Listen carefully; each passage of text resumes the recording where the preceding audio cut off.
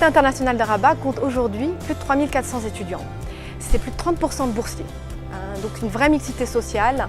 C'est un campus de 27 hectares qui dispose de toutes les infrastructures sportives, extrascolaires et les bâtiments d'enseignement avec les laboratoires de recherche et les laboratoires pour les étudiants. L'UR est ce qu'on appelle un vrai campus intégré, avec non seulement les salles de cours et les laboratoires, mais également une vie. C'est-à-dire nous avons des résidences, il y a un logement sur place, il y a un service de vie étudiante, une restauration. Et pour nous, cette vie de l'étudiant, c'est 24/24, est une opportunité de formation. Un des éléments de fierté, c'est que l'Université internationale de Rabat est la première université reconnue par l'État en 2016. Il est à noter qu'elle a plus de 10 pôles de formation de qualité.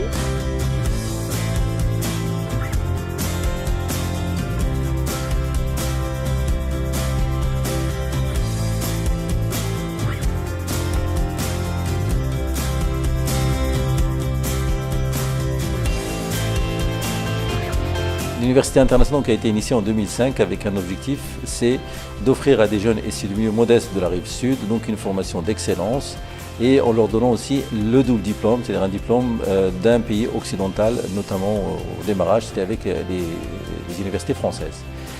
Ensuite, l'autre motivation, c'était l'ascenseur social. Et pour nous, l'ascenseur social s'est traduit par d'offrir à des jeunes issus du milieu modeste à suivre donc, les formations de l'Université internationale de Rabat, qui sont des formations payantes. Mais aujourd'hui, sur les 3400 étudiants qu'on a, on a 1300 étudiants qui sont boursiers. Nous avons également une très grande palette de conventions internationales de mobilité étudiante avec un très grand nombre d'universités dans le monde entier.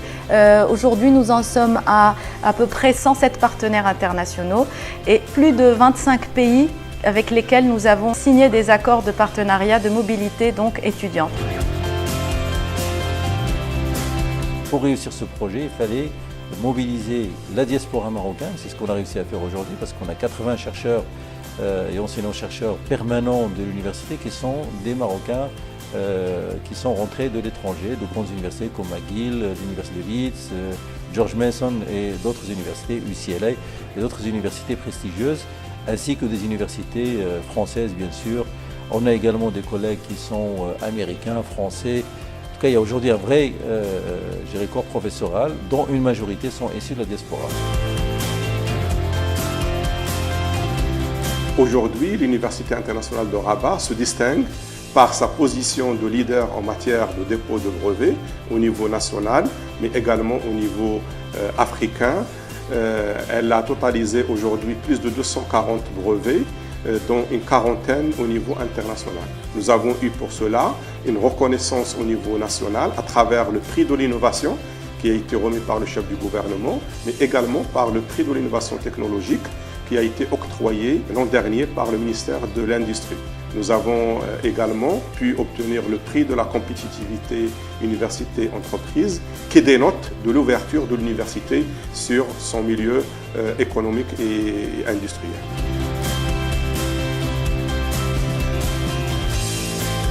Donc ça, c'était les ambitions de l'université qui aujourd'hui se sont concrétisées par des résultats tangibles, à la fois en termes de formation, parce qu'on a un taux d'insertion de 85% de nos jeunes donc sont insérés au bout de 6 mois dans le milieu professionnel, donc ils trouvent un emploi. On a réussi donc à aller sur des formations de pointe et relativement difficiles, telles que l'aéronautique ou l'aérospatiale, l'automobile, les énergies renouvelables. D'ailleurs, on a créé les premières écoles dans ces domaines-là au Maroc, dont certaines sont anglophones à 100% et avec une double diplomation avec des universités américaines comme Georgia Tech et Mississippi State University.